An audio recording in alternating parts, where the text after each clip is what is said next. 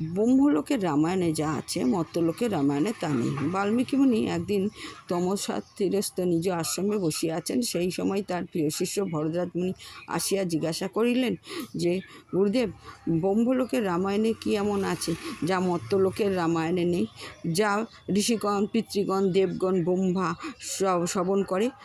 তখন বাল্মীকি মুনি বললেন, তুমি ভালো প্রশ্ন করিয়াছ। মর্ত্যলোকের রামায়ণে মানব চরিত্র এবং রামের চরিত্র কথিত আছে, কিন্তু সীতার মাহাত্ম্য বিশেষ কিছু উল্লেখ নাই।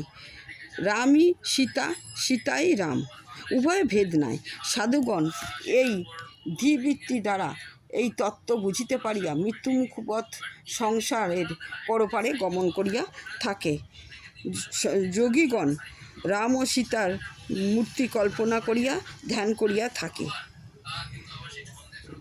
রাম ও সীতার হস্ত নাই, পদ নাই, অথচ তাহারা গ্রহণ ও গমন করে।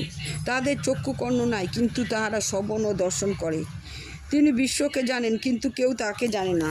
সীতা রূপবিহীন হইয়াও যে রূপ গ্রহণ করিয়াছে, রাম রূপবিহীন হইয়াও যে রূপ গ্রহণ করিয়াছে, তা মনুষ্যদের প্রতি অনুগ্রহ করে ইয়া অদ্ভুত রামায়ণে লেখা আছে।